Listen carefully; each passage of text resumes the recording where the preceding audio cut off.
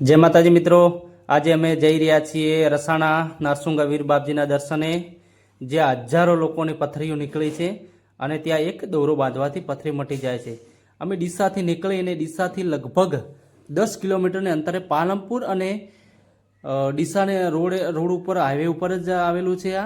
આપ જોઈ શકો છો, અમે સ્ટેશન ઉપર પહોંચી ગયા છીએ અને સ્ટેશનથી હવે અંદર ગામની અંદર પ્રવેશ કરીશું। પ્રવેશ દ્વારથી ડીસા અને પાલનપુર હાઈવે ઉપર જ આવેલું છે આ રસાણા। તો મેં ગામનો ગેટ આપ જોઈ શકો છો।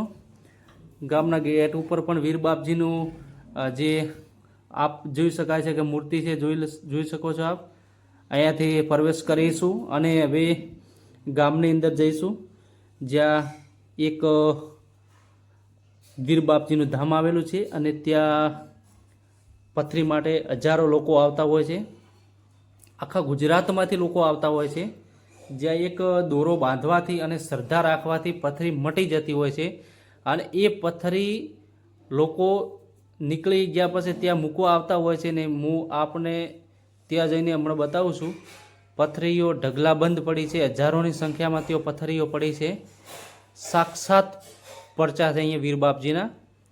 હવે અહીંથી આગળ જતાં ફાટક આવી રહ્યું છે અને ફાટક બંધ છે, થોડી વાર રેસ્ટ કરીશું, હવે ચાલીશું આગળ। ગામ દેખાય છે, ટ્રાફિક પણ બહુ છે અહીંયા। રવિવાર હોવાથી રવિવારના દિવસે લોકો બહુ આવતા હોય છે અને ગામની અંદર શું એક શાનદાર વડનું વૃક્ષ છે, આપ જોઈ શકો છો। વિશાળ સંખ્યામાં પથરાયેલો છે વડા અને છાયો પણ બહુ મસ્ત આપે છે વડ। ત્યાંથી ગામમાંથી આપણે એ બાજુ જઈશું, વીર બાપજીના મંદિર બાજુ।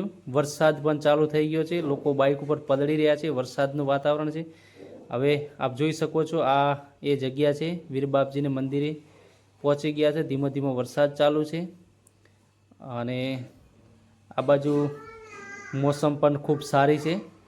આપ તમે જુઓ, આ રિક્ષાઓ અને સાધન લઈને બહુ લોકો આવતા હોય છે અહીંયા વીર બાપજીને મંદિરે।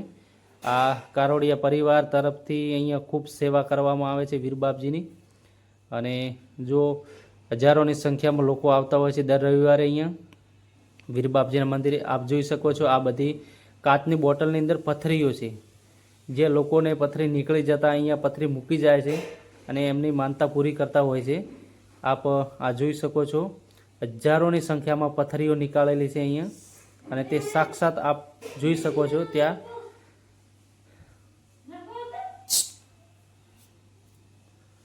આપ પથરીઓ જોઈ શકો છો,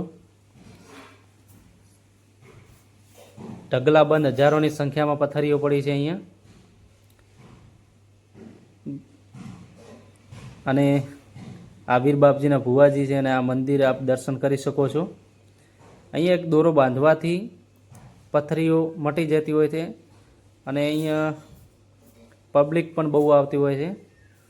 બેસવાની વ્યવસ્થા, ચા પાણી ફૂલ વ્યવસ્થા છે। ચા માટે જો કેટલી મૂકેલી છે અહીંયા, ચા પાણી રહેવાની અને ચા પાણી નાસ્તાની ફૂલ સુવિધા છે।